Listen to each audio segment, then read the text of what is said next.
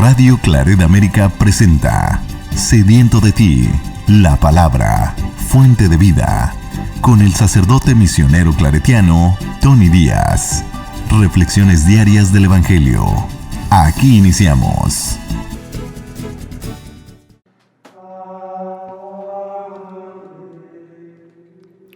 Bienvenidos, hermanos, a nuestras reflexiones bíblicas de las lecturas del día. Hoy es jueves de la 30ª semana del tiempo ordinario,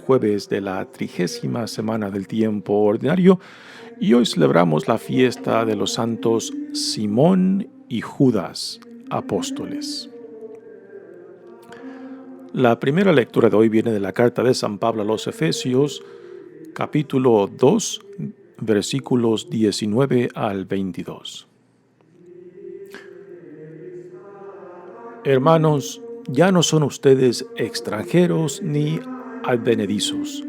Son ciudadanos de los santos y pertenecen a la familia de Dios, porque han sido edificados sobre el cimiento de los apóstoles y de los profetas, siendo Cristo Jesús la piedra angular. Sobre Cristo todo el edificio se va levantando bien estructurado para formar el templo santo del Señor, y unidos a Él también ustedes se van incorporando al edificio por medio del Espíritu Santo para ser morada de Dios. Palabra de Dios.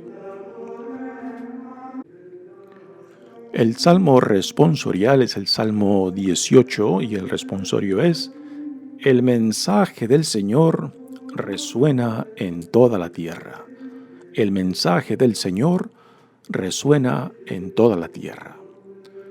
Los cielos proclaman la gloria de Dios, y el firmamento anuncia la obra de sus manos. Un día comunica su mensaje al otro día, y una noche se lo transmite a la otra noche. Sin que pronuncien una palabra, sin que resuene su voz, a toda la tierra llega su sonido y su mensaje hasta el fin del mundo. El mensaje del Señor resuena en toda la tierra. El Evangelio de hoy viene de Lucas, capítulo 6, versículos 12 al 19. Por aquellos días Jesús se retiró al monte a orar y se pasó la noche en oración con Dios. Cuando se hizo de día, llamó a sus discípulos, eligió a 12 de entre ellos y les dio el nombre de apóstoles. Eran Simón, a quien llamó Pedro, y su hermano Andrés, Santiago y Juan, Felipe y Bartolomé, Mateo y Tomás, Santiago, el hijo de Alfeo, y Simón, llamado el fanático, Judas, el hijo de Santiago, y Judas Iscariote, que fue el traidor. Al bajar del monte con sus discípulos y sus apóstoles, se detuvo en un llano. Allí se encontraba mucha gente que había venido tanto de Judea y de Jerusalén como de la costa de Tiro y de Sidón. Habían venido a oírlo y a que los curara de sus enfermedades, y los que eran atormentados por espíritus inmundos quedaban curados. Toda la gente procuraba tocarlo, porque salía de él una fuerza que sanaba a todos. Palabra del Señor. Muy bien, damos comienzo a nuestra reflexión de las lecturas de hoy, pero antes de entrar a las lecturas propias, digamos un poco acerca de los santos Simón y Judas, apóstoles, fiesta de quienes celebramos este día. En realidad, afuera de sus nombres que aparecen en las listas de los apóstoles en los evangelios, sabemos muy pocos de ellos que pueda ser colaborado históricamente. De Simón sabemos de que por los evangelistas es llamado el cananita o el zelota, por los evangelistas particularmente Mateo y Marcos. Y también para distinguirlo de Simón Pedro. Estos apodos de cananita o zelota vienen de la misma raíz en hebreo que es cana, que significa alguien que es celoso, o como lo traduce el evangelio de hoy, como fanático. Hay una tradición que dice que Simón, el cananita o el zelota, de que era parte de este partido militarista y violento de los celotas que se enfrentó al Imperio Romano para despojarlos de su territorio. Pero también los historiadores nos dicen de que en tiempo de Jesús este partido de celotas pues aún no existía históricamente. Así que hay muchos comentarios acerca del por qué este nombre de celota para Simón. También dice la tradición de que Simón fue a Egipto a predicar el evangelio y que después de Egipto, él juntos con Judas Tadeo, a quien también celebramos hoy, fueron a lo que hoy en día es Irán, ahí para predicar el evangelio, y es ahí, según dice esta tradición, que murieron en Irán como mártires. De Judas tampoco sabemos muy poco. Una de las listas de los apóstoles se le llama Judas, hijo de Santiago. Y Lucas lo menciona tanto en su evangelio también como en el segundo volumen de los Hechos de los Apóstoles, y también el evangelista Juan lo menciona. Es identificado como Tadeo en la lista de los apóstoles en Mateo y Marcos. Y también se cree que es el autor de la carta de Judas en el Nuevo Testamento. Desde principios del siglo XIX, por los años 1800, la devoción a San Judas Tadeo empezó a crecer bastante. Y hoy en día aún continúa. Por ejemplo, nosotros los claretianos aquí en Chicago tenemos el Santuario Nacional de San Judas Tadeo, que en los años 1925 más o menos se fundó este santuario aquí en Chicago y que aún hoy en día tiene una cantidad de seguidores y devotos de San Judas Tadeo.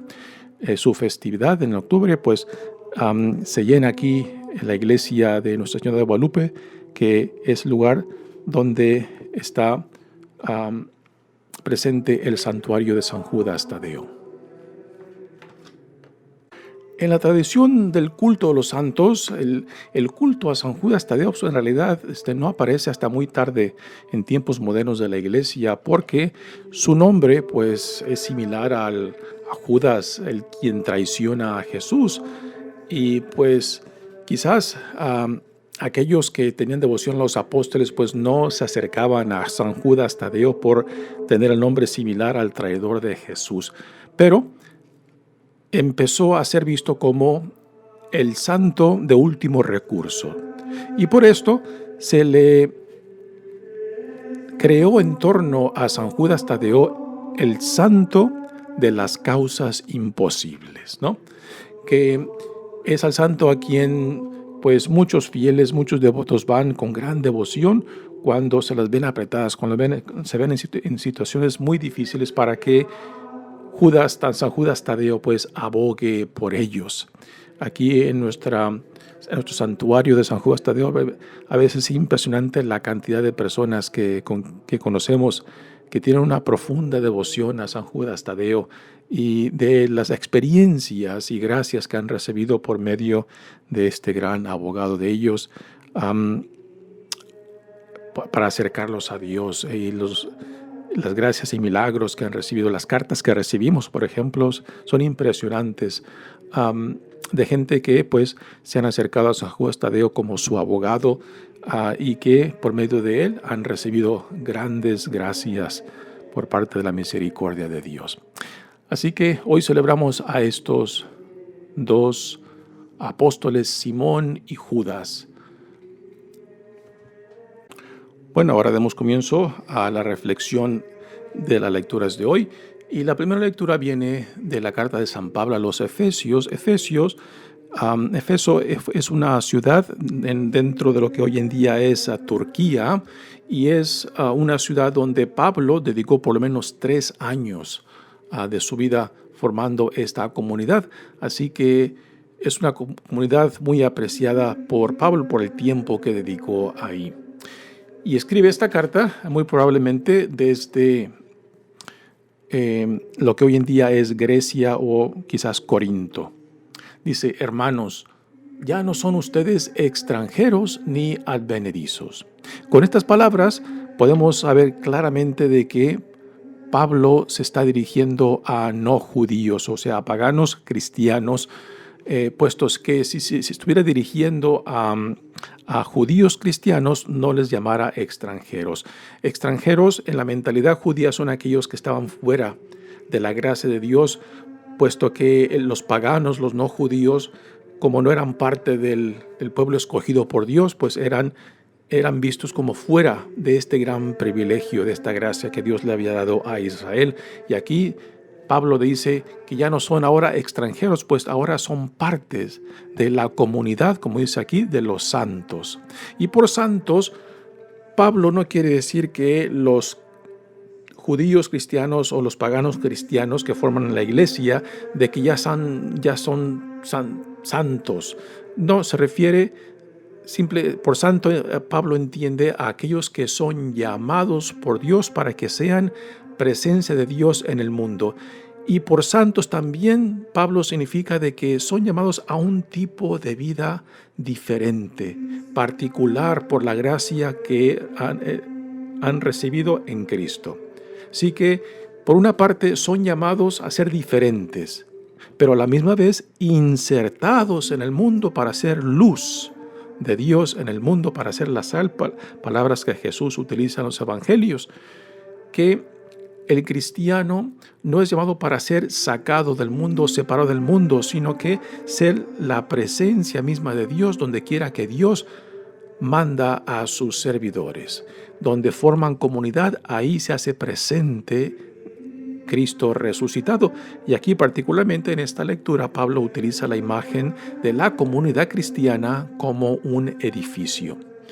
Dice: son ciudadanos de los santos y pertenecen a la familia de Dios. Así que imagínense, para los no judíos, o sea, los paganos que ahora son recibidos en la comunidad cristiana, pues ahora los adoptan y los incluyen en esta trayectoria de Dios con Israel, y al llamarlos ya santos y miembros de esta comunidad, pues son incorporados a este gran proyecto de salvación de Dios desde los tiempos de Abraham, Moisés, los profetas, y ahora en Jesucristo, en quien se ha llevado a cabo la plenitud de este plan de salvación de Dios. Y todo esto Pablo le dice: ahora ustedes han recibido este gran privilegio al ser llamado también por Dios en Jesucristo.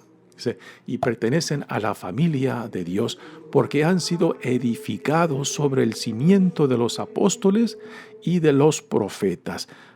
La iglesia está fundada en el testimonio de los apóstoles, porque ellos compartieron tiempo con Jesús antes y después de su muerte y la resurrección. Así que la tradición apostólica es el testimonio fiel de la enseñanza de la iglesia, basada en la experiencia de los apóstoles, aquellos que compartieron tiempo con Jesús, aquellos que fueron testigos tanto de la pasión, muerte y resurrección y ascensión de Jesús.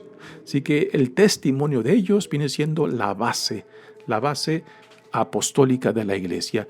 Ahora, los profetas, ¿a quién se refiere? Se puede referir a la tradición profética del Antiguo Testamento, pero también se refiere a los profetas del Nuevo Testamento, que, como Pablo menciona en sus cartas, que la profecía es uno de los dones que el Espíritu Santo da para el crecimiento de la iglesia y para la fortificación de la iglesia. Y siendo Cristo la piedra angular, Cristo es la piedra angular que le da fuerza, que le da forma a la iglesia. Continúa Pablo diciendo, sobre Cristo todo el edificio se va levantando bien estructurado. Así que Cristo no solamente es la base, sino también la piedra angular que une a la estructura para formar el templo santo del Señor. Este templo, utilizando quizás o haciendo referencia al templo en Jerusalén, ya este nuevo templo en Jesucristo ya no es un templo de piedras, es un templo formado por hombres y mujeres, hijos e hijas de Dios en Jesucristo. Y ya este templo no está limitado a un lugar, por ejemplo, Jerusalén, donde el templo antiguo existía.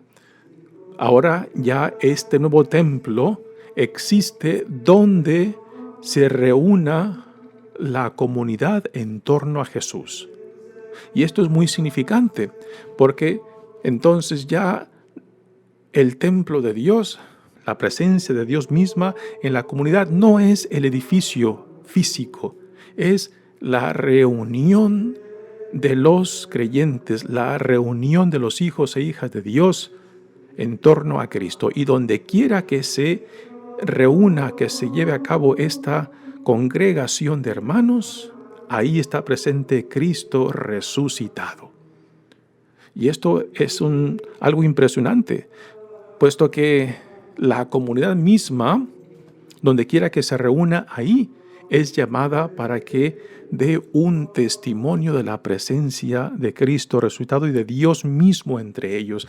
Y esto es un tremendo privilegio y una tremenda responsabilidad, de que como discípulos de Jesucristo, como apóstoles, por medio de nuestro bautismo, pues somos llamados a encarnar no solamente al Espíritu Santo, sino también a Cristo resucitado.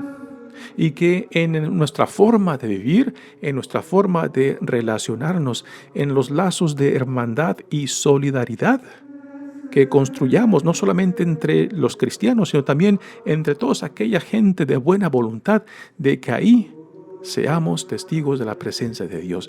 Sí que es un tremendo privilegio y a la misma vez una profunda responsabilidad. Y esto es una pregunta que tenemos que hacernos constantemente, ¿no? ¿Qué es lo que nosotros proyectamos hacia afuera? Particularmente aquellos que no conocen a Cristo. Aquellos que nos ven desde fuera y dicen, pues, si esta es la comunidad cristiana, pues parece que tienen algo atractivo. O quizás comunicamos o transmitimos todo lo contrario. Un mensaje de exclusión, que otros no se sientan atraídos, que otros no se sientan que desean ser parte de esto que nosotros vivimos y compartimos, ¿no? Sí, que repito, es un gran privilegio, pero este gran privilegio viene también con una tremenda responsabilidad de transmitir, de comunicar la presencia de Dios. Dice, para formar el templo santo del Señor y unidos a Él, también ustedes que se van incorporando al edificio por medio del Espíritu Santo para ser morada de Dios. Y estas son las palabras que sellan esta tremenda responsabilidad para ser morada de Dios. Por eso tenemos que preguntarnos, ¿qué es lo que proyectamos hacia afuera? ¿Proyectamos la presencia de Dios entre nosotros? ¿Proyectamos un sentido de inclusibilidad?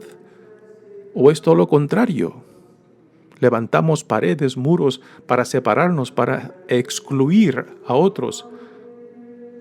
Y así que es una pregunta que nos tenemos que hacer constantemente acerca de qué es lo que proyectamos hacia afuera, puesto que la misión de la iglesia es siempre hacia afuera. Habrá tiempos en la historia en la cual la iglesia por necesidad ha tenido que enfocarse hacia adentro para fortalecerse, para reforzar su identidad y su misión. Pero la misión de la iglesia siempre tiene que ver hacia afuera, para llevar la buena nueva a todos los rincones del mundo. Y no simplemente para decirle a todo mundo que tienen que creer en Cristo, sino ante todo es el testimonio de vida, que nuestras vidas mismas manifiesten la verdad del Evangelio que somos llamados a proclamar, el amor, la compasión, la misericordia, la justicia de Dios, ¿no? Si nuestras palabras no son confirmadas por nuestra forma de vivir, de relacionarnos en los valores que cultivamos, pues entonces nuestro mensaje va a ser conflictivo, mensaje va a ser confuso, ¿no?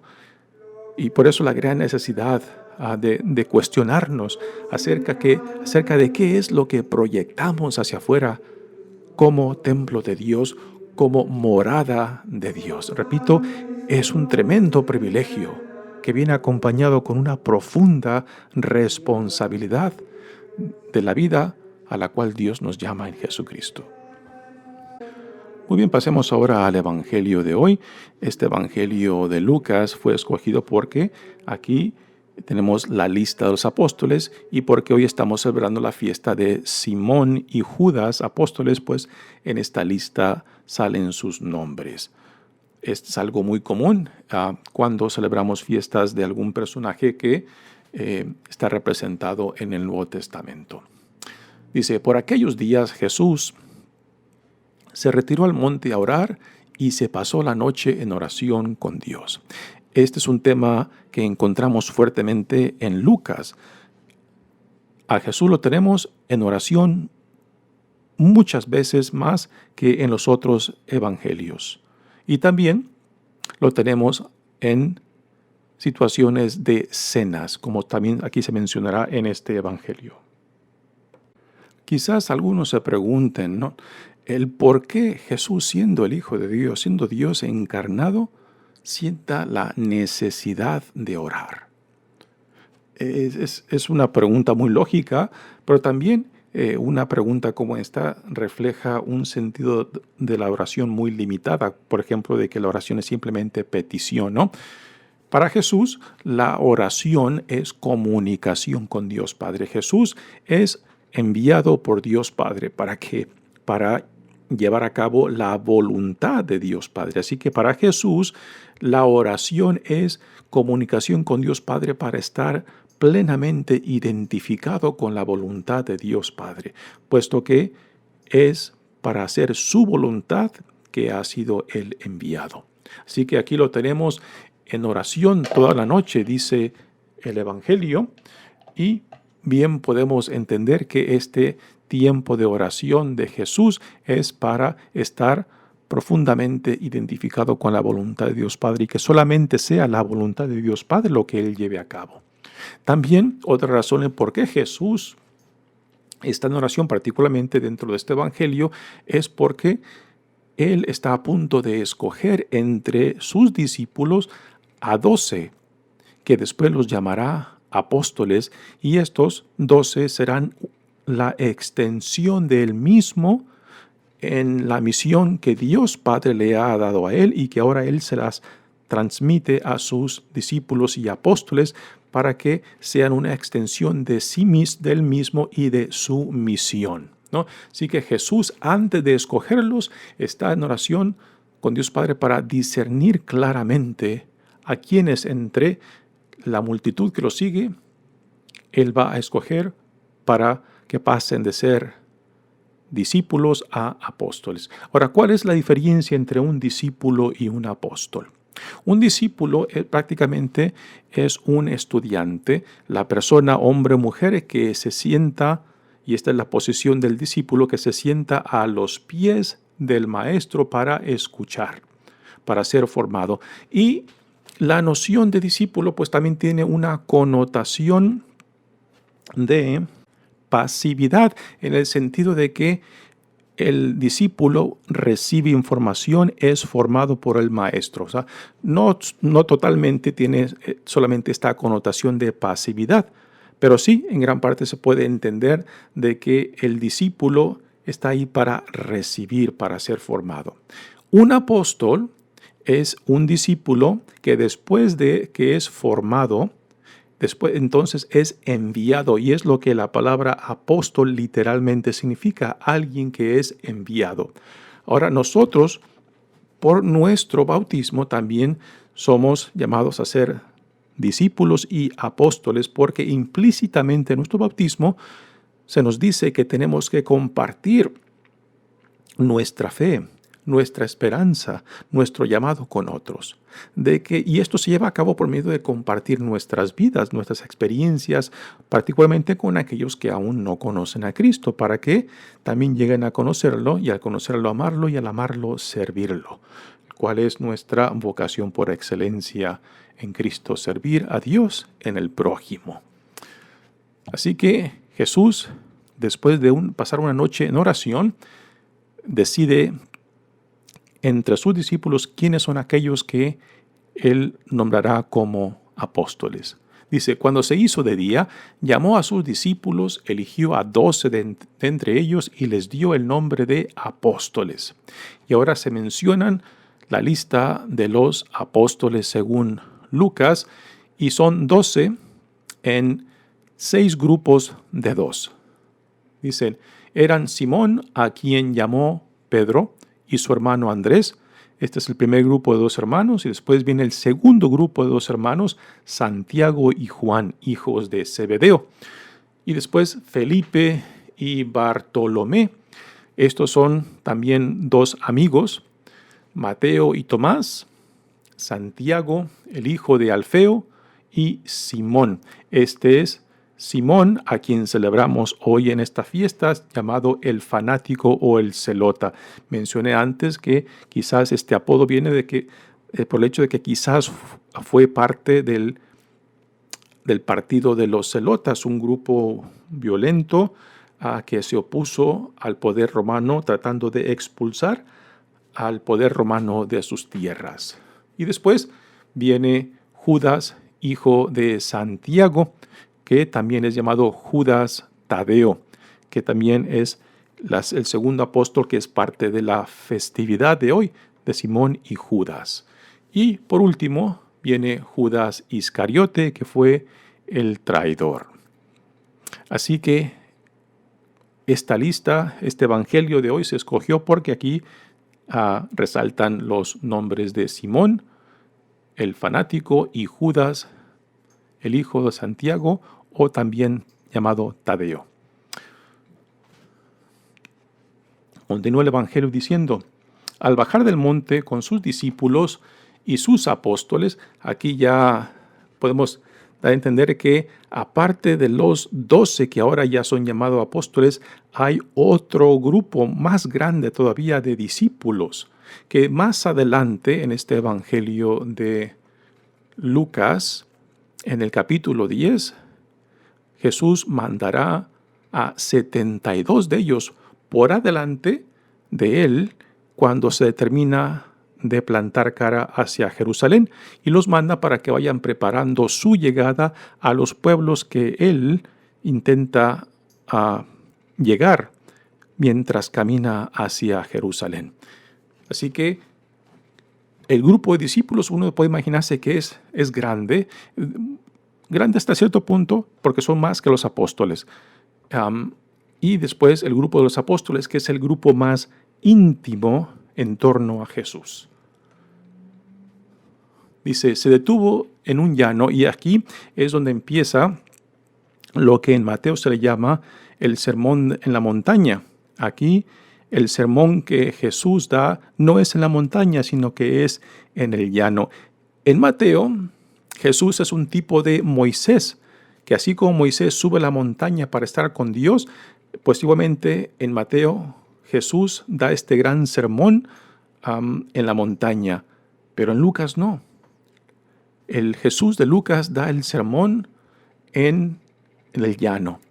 Y en cierta manera es un Jesús interpretado un poco diferente que el de Mateo, puesto que el Jesús de Lucas es un Jesús más acercado a la gente, más acercado al pueblo, ¿no? Y por eso quizás Lucas lo pone en el llano y no en la montaña, que es el lugar del encuentro con Dios. Sí, allí se encontraba mucha gente que había venido tanto de Judea y de Jerusalén como de la costa de Tiro y de Sidón. si quitamos una impresión de que ya el nombre de Jesús, estamos en el capítulo 5 de Lucas, ya el nombre de Jesús empieza a desparramar por todas partes y ya la gente empieza a escuchar acerca de los grandes prodigios que Jesús hace, que el poder de Dios está presente en él, de que los testimonios del mensaje de Jesús, del reino de Dios, está fortalecido por las experiencias de sanación, la expulsión de demonios, ¿no? Ese es el sentido de los milagros, que son como testimonio de que el mensaje de que el reino de Dios ya está inaugurado en él, y estas sanaciones, estos milagros, esta expulsión de los demonios testifican a esta verdad del mensaje de Cristo. Dice, sí que mucha gente habían escuchado acerca de él y venían desde Tiro y Sidón, cerca de la costa del Mediterráneo, para escuchar, para ser sanados. Quizás entre ellos muchos curiosos que simplemente querían ver a Jesús como un acto de circo, ¿no? Y esto también los evangelios nos dicen que Jesús experimenta cierta frustración porque se da cuenta de que entre la multitud que lo sigue, pues son pocos los que verdaderamente se quieren comprometer a seguirlo de él. Y esta es una pregunta para nosotros, ¿no? Cuando tú vienes a Jesús, ¿qué es lo que buscas? ¿Buscas simplemente el milagrito o buscas realmente incorporarte a su visión del reino y lo que Dios está llevando a cabo en él y por medio de él? Dice, habían venido a oírlo y a que los curara de sus enfermedades. Y los que eran atormentados por espíritus inmundos quedaban curados. Toda la gente procuraba tocarlo porque salía de él una fuerza que sanaba a todos. Y la pregunta para nosotros, ¿esta fuerza que sanaba te atrae a ti para querer incorporarte a esta visión del reino que Dios está inaugurando en Jesucristo? ¿O simplemente buscas lo tuyo, buscas tu milagrito, o buscas simplemente ser entretenido por Jesús?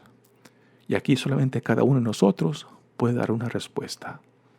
Mi nombre es Padre Tony Díaz, misionero claretiano. Que Dios los bendiga. Radio Claret América presentó Sediento de ti, la palabra. Fuente de vida. Sus comentarios son importantes. Contáctenos en radioclaretamerica@gmail.com.